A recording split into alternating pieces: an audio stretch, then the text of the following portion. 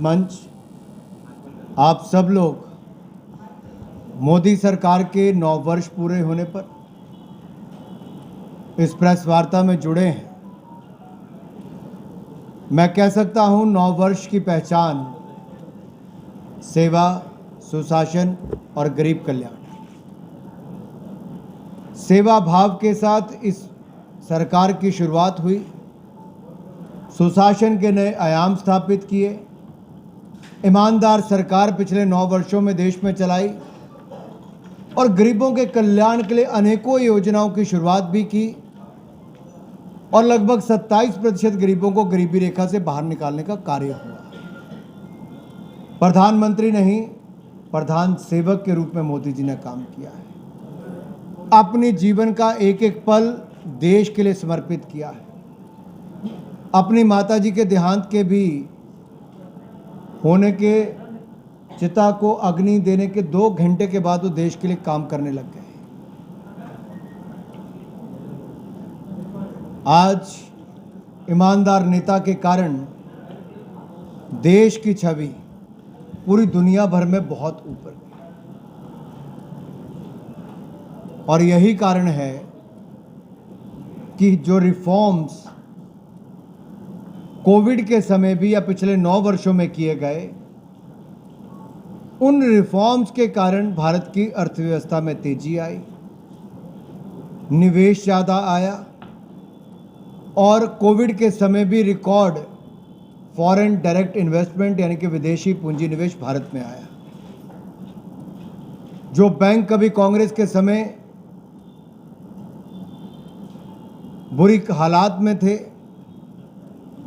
हम 5R strategy के माध्यम से उन बैंकों को भी हमने सशक्त किया।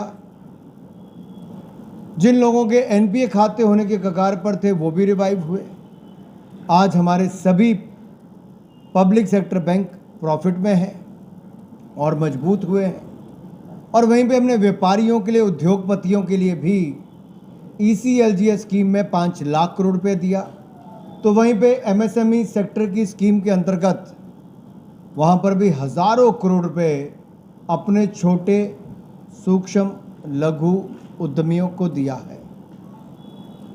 ये जो प्रयास हैं, इनके साथ साथ मुद्रा योजना के 34 करोड़ लोन हुए, जिनमें से 68% महिलाओं को लाभ मिला, वो भी उद्यमी बनी। उद्योग छोटे छोटे से ही, दुकान से ही, सिलाई केंद्र से ही, कोई सब्जी, कोई किसी ने चाय का कुछ काम शुरू किया। अब इसका लाभ कहाँ पे मिला? स्टार्टअप्स को हमने बल दिया। तो आज दुनिया का तीसरा सबसे बड़ा स्टार्टअप इकोसिस्टम भारत का बना है। तीसरा सबसे बड़ा, 1 लाख स्टार्टअप्स, 100 से ज़्यादा यूनिकॉर्न। अब इन सब में महाराष्ट्र की भी एक बहुत बड़ी भूमिका है। एक तरह से आर्थिक राजधानी कहा जाता है। बहुत सारे कॉरपोरेट्स के हेडक्वार्टर्स मुंबई और महाराष्ट्र के हिस्सों में है। तो जब $5 ट्रिलियन इकोनॉमी की हम बात करते हैं तो उसमें महाराष्ट्र का बहुत बड़ा योगदान होगा। इन 9 सालों में जब मैं गरीब कल्याण की बात करता हूं, तो जो 10 साल पहले कांग्रेस के समय सोचा ना था, वो भी किया। 3.5 करोड़ से ज़्यादा पक्के मकान बना कर दिए। जो सोचा ना था, 12 करोड़ शौचालय बना कर दिए। जो सोचा ना था, 9 करोड़ 60 लाख बहनों को रसोई गैस का सिलेंडर मुफ्त में कनेक्शन दिया। जो सोचा ना था, 12 करोड़ घरों को नल से जल दिया। जो सोचा ना था, 48 करोड़ बैंक खाते खोले भी और 2 लाख करोड़ रुपया गरीबों का, उसमें ज़रूरतमंदों का जमा भी है। जो सोचा ना था, हर गांव को बिजली भी पहुंचा दी और धारा 370 जो सोचा ना था वो भी ख़त्म सदा के लिए कर दी। जो सोचा ना था, वो दिव्य और भव्य राम मंदिर भी बनाकर दे दिया। कई बार तो जब हम लोग प्रवास करते हैं तो लोग आकर कहते हैं कि जितना सुरक्षित हम मोदी जी की सरकार में महसूस करते हैं। मैं कुछ दिन पहले ही मुंबई में था, तो मुझे एक पत्रकार मित्र ने वहाँ पे भी कहा कि एक समय था जब 26/11, जब मैं प्रेस कॉन्फ्रेंस करने जा रहा था उससे पहले जब मिले, कि एक समय था कि 26/11 का हमला यहीं पे हुआ उस समय की सरकार मौन हो गई, साइलेंट मोड पे चले गई, और साइलेंट मोड पे वो सरकार जानी जाती थी। लेकिन आज की सरकार अगर कोई ऐसा सोचता भी है तो स्ट्राइकिंग मोड पे जाती है, चाहे सर्जिकल स्ट्राइक हो या एयर स्ट्राइक हो। आज भारत ताकतवर हुआ है क्योंकि कांग्रेस ने तो 10 साल में बुलेट प्रूफ जैकेट नहीं दी, मोदी जी ने make in India bullet proof jacket 2 lakh से ज़्यादा दी, नए लड़ाकू विमान राफेल के दिए, नए हथियार दिए, अब हेलीकॉप्टर भी यहाँ बनता है, हवाई जहाज भी यहाँ बनता है, तोप, गोले, बारूद और मिसाइल भारत में बनती है, और 1 लाख करोड़ की रक्षा उत्पादन भारत ने किया, जो आज तक का सबसे ज़्यादा है। मोबाइल मैन्युफैक्चरिंग हमारे यहाँ ना के बराबर थी, सेकंड लार्जेस्ट इंपोर्टर थे, आज हम सेकंड लार्जेस्ट मैन्युफैक्चरर बने। 1,85,000 करोड़ का एक्सपोर्ट इलेक्ट्रॉनिक गुड्स का हुआ, जो 58% ज़्यादा है। PLI स्कीम के कारण ये भी हुआ, तो टॉयज़ का भी इंपोर्ट बंद और आत्मनिर्भर हम ज़्यादा हुए।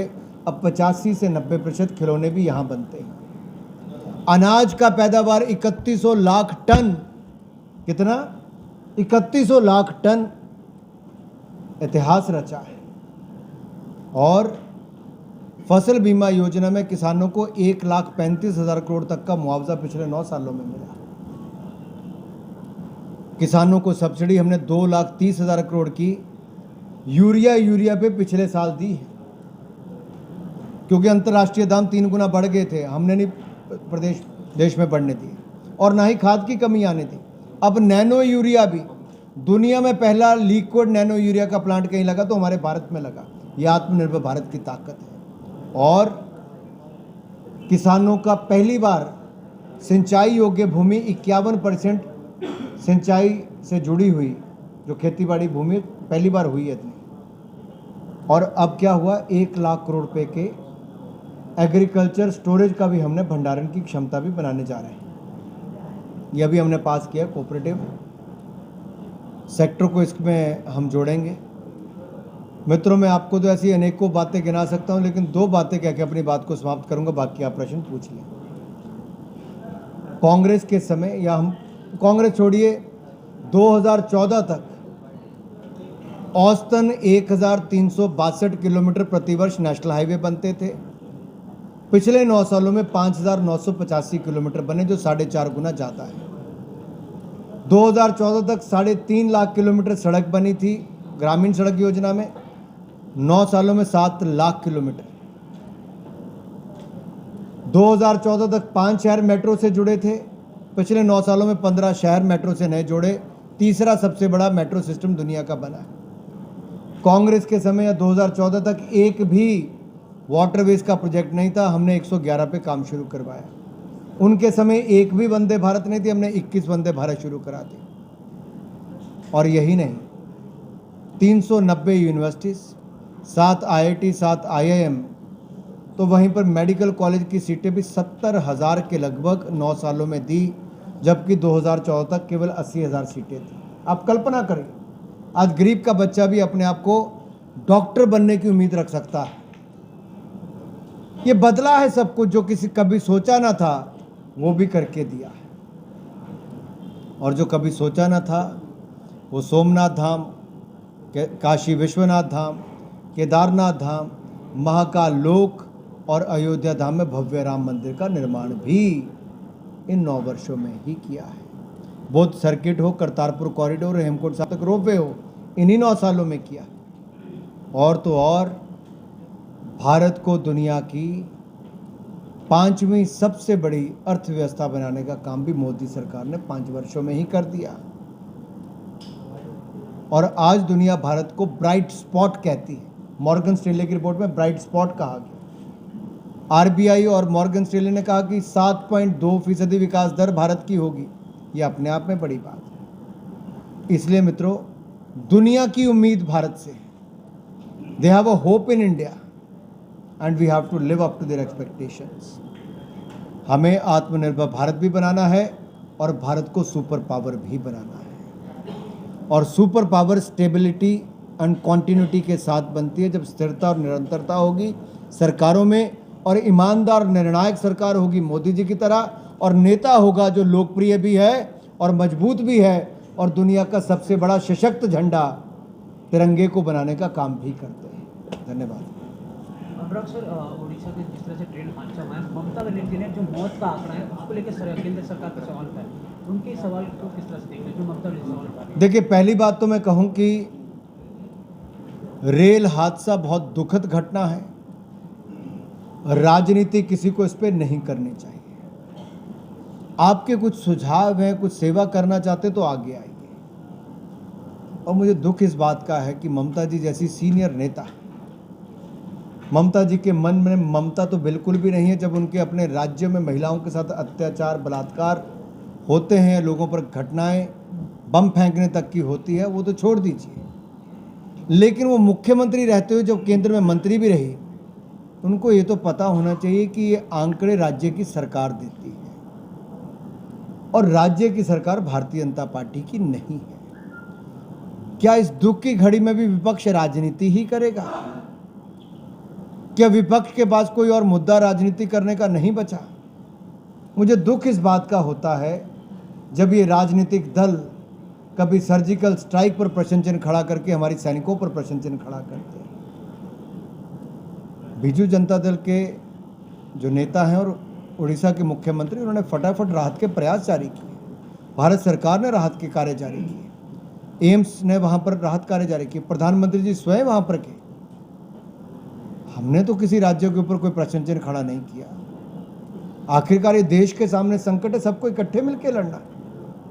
ये कोविड के समय भी यही करते रहे। ये कोविड वैक्सीन को भी कहते रहे कि ये भारत की वैक्सीनें नहीं लगानी चाहिए। ये क्या सोच है कि आप जहर घोलने का ही काम सदा करोगे, भ्रम पैदा ही करोगे, भय ही पैदा करोगे?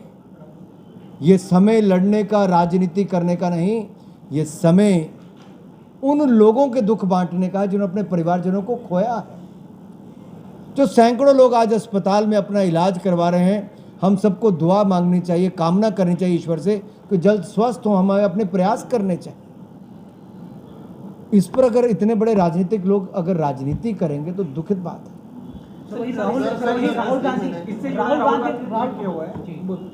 राहुल गांधी ने ट्वीट करके कहा है कि केंद्र सरकार अपनी जवाबदारी से भाग नहीं सकती। वहीं उन्होंने ये भी कहा है कि प्रधानमंत्री रेलवे मिनिस्टर का इस्तीफा लेंगे। उनके इस बयान को देखिए, मैंने इसलिए कहा, जवाबदेही से कौन भाग रहा है? हम अपना कर्तव्य निभाने गए, रेल मंत्री भी गए, वहां दिन रात एक करके बैठे, उन्होंने अपनी जिम्मेदारी निभाई और प्रधानमंत्री जी भी वहां पर गए, हमारे शिक्षा मंत्री वहां पे गए, स्किल मिनिस्टर गए, हेल्थ मिनिस्टर गए, हमारे सब केंद्र के जो बड़े नेता वहां पर जाने चाहिए थे, सब गए। राज्य की सरकार के साथ हमने बातचीत करके बचाव कार्यों में तेजी लेकर आए। यहाँ तक कि भारतीय जनता पार्टी हो, राष्ट्रीय स्वयंसेवक संघ हो या अन्य ऐसे संगठन हो जो राजनीति में नहीं भी हैं लेकिन सोशल सर्विस में है, उन्होंने भी अपना बहुत बड़ा योगदान दिया। मैं उनका धन्यवादी हूँ। वो तो राजनीति करने नहीं है तो मदद देने गए। और राहुल जी, कृपया करके राहुल जी, आप अपने आप को उस श्रेणी में लाके आपने खड़ा कर दिया है कि जब चीन की सेना ने अतिक्रमण करने का प्रयास किया तब आप चीन के अधिकारियों के साथ गुप्त बैठक कर रहे थे। आपने आज तक भारत को उसका जवाब नहीं दिया। चीन से आपके राजीव गांधी फाउंडेशन में कितने डॉलर लिए गए, आपने उसका आज तक जवाब नहीं दिया गया। क्यों लिए? अमेरिका में आपके प्रोग्राम को करवाने वाले कौन हैं? ये बार बार प्रश्न चिन्ह खड़ा होता है, आपने उसका जवाब नहीं दिया। आपके मंच से राष्ट्रगान का अपमान होता है, आपने रोका नहीं। उसी सभा में भारत के खिलाफ नारे लगते हैं, भारत विरोधी ताकतें और मुखर होती हैं, राहुल गांधी बोले नहीं।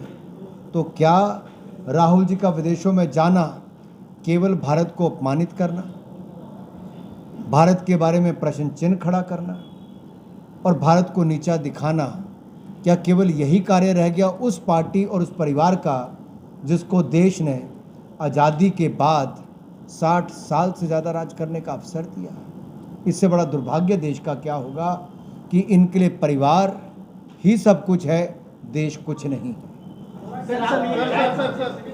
एक चाय के कप में इस तरीके से देखते हैं कहा कि जिस तरीके से राहुल गांधी जी जो विदेश में जाके इस तरीके से वक्तव्य कर रहे हैं, भारत की छवि बिगड़ रही है। ब्रजभूषण के मामले में ओलंपिक अंतर्राष्ट्रीय समिति ने अपना स्टेटमेंट दिया है जिसमें उन्होंने कहा है कि जो भारतीय पहलवानों के साथ हुआ है वो काफी निंदनीय है और इसके ऊपर जो है कड़ी जांच होनी चाहिए। तो जिस तरीके से पहलवानों के साथ स्पोर्ट्स लोगों के साथ हो रहा है तो इससे छवि नहीं खराब हो रही भारत की? देखिए, दो बातें आपको समझनी चाहिए।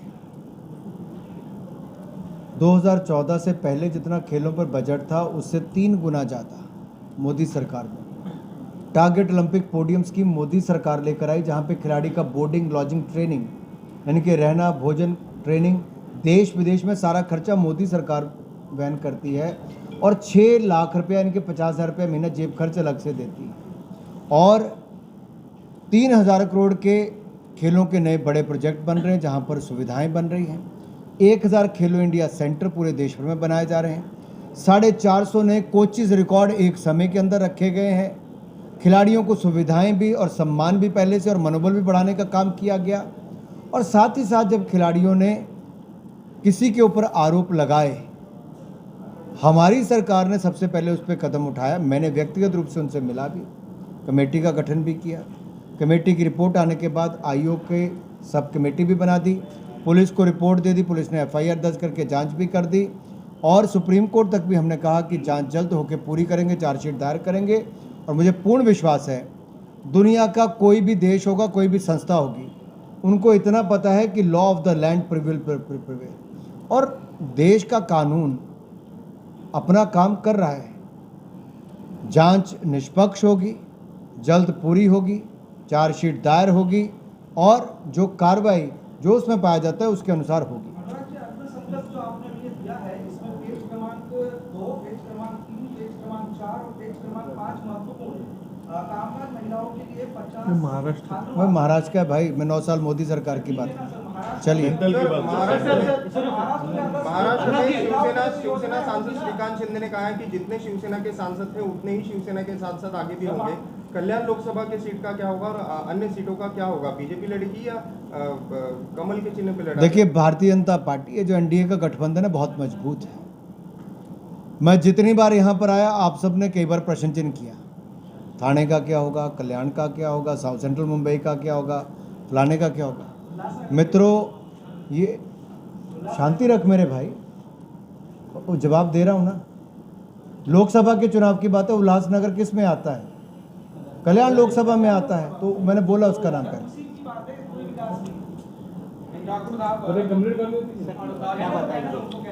और इतनी देखिए, इतनी गरिमा आप सब में होनी चाहिए कि जब कोई उत्तर दे रहा है, आपको किसने प्रश्न पूछने से रोका नहीं ना? मैंने उत्तर दिया आपकी बात का, तो बीच में इस तरह से हस्तक्षेप करना उचित नहीं है। फ्रीलांस करना कोई बुरी बात नहीं है, बट भाई साहब ये कहीं सुनो मेरी बात, कि मोदी सरकार के 9 वर्षों पे हो रहा है, मैं उसके बावजूद आपने जो बाकी भी चले मैं उसका भी जवाब दे रहा हूँ।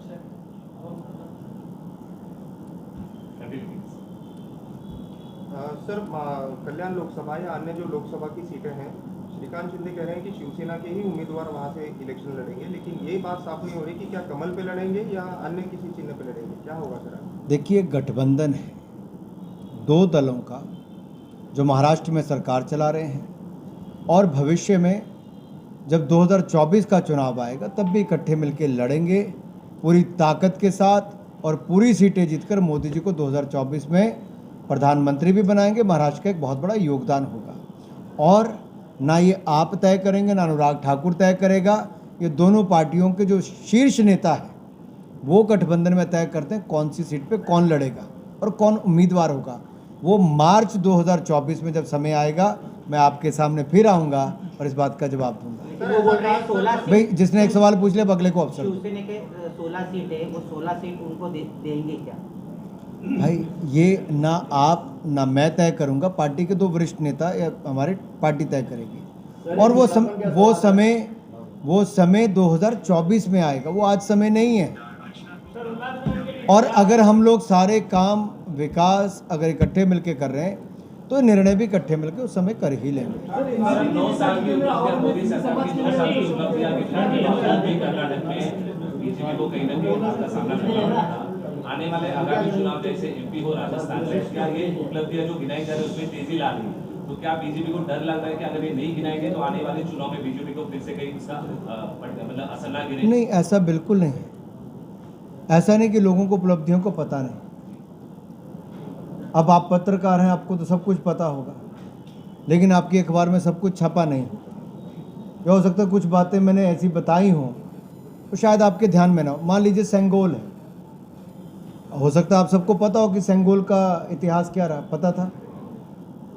नया संसद भवन बना तो हमने नए भारत की बुलंद तस्वीर, नए संसद भवन, अपनी उपलब्धियां इन सब के माध्यम से भी रखी। बड़ी अर्थव्यवस्था भारत बने, उस दिशा में भी आगे बढ़े। भारत की नई तस्वीर है, बुलंद तस्वीर है, लेकिन परंपराओं को भी हम उसी तरह से निभा रहे हैं। नेहरू जी को तो दिया था सेंगोल परंपरा निभाने के लिए, लेकिन बाद में कांग्रेस ने रख दिया नेहरू जी की छड़ी कह के म्यूजियम में। लेकिन मोदी जी ने परंपरा निभाई। इसलिए मैं कहना चाहता हूं, ये क्या 9 साल का कार्यक्रम, हम लोग संपर्क से समर्थन मांग रहे हैं। इसलिए कभी किसी डॉक्टर के यहाँ जाके, किसी उद्योगपति के जाके, किसी ट्रेड यूनियन के नेता के यहाँ जाके, किसी फिल्म स्टार के जाके, किसी खिलाड़ी के जाके, समाज के अलग अलग लोग जो इन्फ्लुएंसर्स हैं या जिनके कहने से 10, 20, 50 वोट मिलते हैं, या उनका अपना वोट भी बहुत महत्वपूर्ण, सबका ही होता है वोट महत्वपूर्ण, हर व्यक्ति का वोट महत्वपूर्ण है, तो हम रीच आउट कर रहे हैं। तो सर विस्थापन एक बहुत बड़ी समस्या है। संपर्क किया लोगों से, तो उसमें क्या महसूस किया? बहुत लोग गर्व महसूस करते हैं। जो लोग विदेश जाते हैं उनको तो लगता है कि पहले भारत की कभी ऐसी छवि नहीं थी जो अब छवि बनी है। लोगों को लगता है कि हम उस संकट से निकले जहां 100 सालों में ऐसी महामारी देखी नहीं थी। अगर ये नेतृत्व ना मिलता तो शायद हम महामारी के संकट से ना निकल पाते। ये लोगों की भावना है। देखो, लोगों को ये भी लगता है कि कहने के लिए तो पिछली सरकारें कहती थी जल ही जीवन है, पर पूरा जीवन ही निकल गया जल लाने में। अब जिसके नलका लग गया उसके लिए वही बड़ी बात है। जिस बहन के पास शौचालय नहीं था, सुबह 5 बजे से पहले उठ के शौच करने जाना पड़ता था और शाम को सूरज छिपने का इंतज़ार करना पड़ता था, उसके लिए तो कम्युनिटी टॉयलेट हो या इंडिविजुअल टॉयलेट हो, उसके लिए वो भी बड़ी बात है। आप देखिए सामान्य व्यक्ति के जीवन में क्या बदलाव आया। मान लो 4 करोड़ लोगों को पक्का मकान मिला, 12 करोड़ को शौचालय मिला, या रसोई गैस का सिलेंडर मिला, पानी का नलका मिला। इनका दिन का 1/4 से ज़्यादा हिस्सा केवल इन चीज़ों को लाने में लग जाता था। उनके जीवन में कितना बड़ा बदलाव है जी, हम इस आलीशान हॉल के अंदर नहीं समझ सकते। वो ज़मीन पे जाके ही पता चलता है साहब। सर विज्ञापन पे ही ज़्यादा खर्च किया गया है 9 सालों में, जिस तरह से पंतप्रधान या फिर बिल्कुल भी नहीं, बिल्कुल। आपने कौन सी ऐड देखी बताओ? महाराष्ट्र में भी विपक्ष ने आरोप लगाया था नाना पटोले ने कि विज्ञापन पे ज़्यादा खर्चा किया गया और जो जनता का पैसा है वही खर्चा किया गया। इस बारे में आप? मैं बड़ा स्पष्ट करना चाहता हूँ कि इस आरोप बिल्कुल झूठे हैं, ना इसमें कोई तथ्य है। केवल बोलने के लिए बोल दो वो कार्य किया है, इसमें कुछ भी सच्चाई नहीं। मैं आपको बताऊं, अभी आप पिछले कुछ दिन के पेपर उठाए तो एक राज्य के 6 पेज हैं फ्रंट पेज। मोदी सरकार का कहाँ है जी? कुछ भी नहीं है। सर ये क्या है, में मेक इन इंडिया और स्वच्छ भारत नजर आया जो आपने अभी उसका स्वाद भी लिया। देखिए, मैं तो उस युवा को अभिनंदन भी करना चाहता हूँ, धन्यवाद भी, जिन्होंने एक ऐसा प्रोडक्ट निकाला है जहाँ पे आप चाय पी के उस कप को भी बाद में खा सकते हो, यानी कि कूड़ा भी नहीं होगा और स्वाद का स्वाद होगा।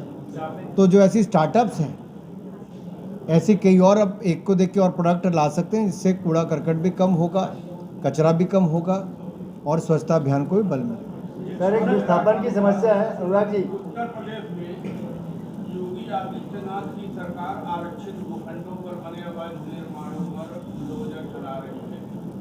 उल्लासनगर में नगर पालिका के दौरान बहुत बड़े पैमाने पर शहरवासियों के लिए उनकी सुविधा के लिए आरक्षित भूखंड दिया गया था। राज्य का विषय उनको तय करना है। चलिए आगे। एक विस्थापन की समस्या है। अकेले कल्याण संसदीय क्षेत्र में सरकारी जमीनों पर करीब 3 लाख झोपड़पट्टियाँ हैं और अधिकांश वो सेंट्रल गवर्नमेंट की ज़मीनों पे है और विकास के लिए उनको उजाड़ा जा रहा है। तो कुछ इसके बारे में विकल्प बताएंगे क्या? विस्थापन बहुत बड़ी समस्या है कल्याण संसदीय क्षेत्र में, 3 लाख से ज़्यादा झोपड़पट्टी भाई राज्य का विषय, इसमें कोर्ट के भी कई जगह निर्णय होते हैं जहाँ पे सरकारी भूमि पर कब्जे को छुड़ाने के लिए कोर्ट के आदेश भी होते हैं। सर एनसीपी के नेता जितेंद्र आव्हाड ने अभी फिलहाल सिंधी समाज के लिए जो शब्द कहे थे उसके बारे में कुछ लोगों की आदत है दूसरों को अपमानित करना, और सिंधी समाज के बारे में जो शब्द कहे गए उसको कोई भी समाज स्वीकार नहीं कर सकता, उसकी निंदा करनी चाहिए और उनको जल्द से जल्द पूरे समाज से माफ़ी मांगनी चाहिए। बड़बोलापन कई बार भारी पड़ता है और मुझे लगता है वो जल्द माफ़ी मांगेंगे, कहीं ऐसा ना हो जैसा राहुल गांधी जी ने भी पूरे ओबीसी समाज के बारे में टिप्पणी की और फिर जब कोर्ट ने मौका भी दिया तो वहाँ पे माफ़ी नहीं मांगी और फिर सदस्यता चली गई, और सदस्यता जाने के बाद भी बाकियों को भी सदन में नहीं बैठने दिया, बहाने बनाए कि सदन ना चलने दो। अब नया संसद भवन बना तो वहाँ बहिष्कार के बहाने नहीं चला दिए। तो इससे पता चलता है कि ये कुछ लोग हैं जो समाजों का अपमान करने का काम करते हैं। ऐसा नहीं करना चाहिए, इनको इनसे माफ़ी मांगनी चाहिए। बहुत बहुत धन्यवाद।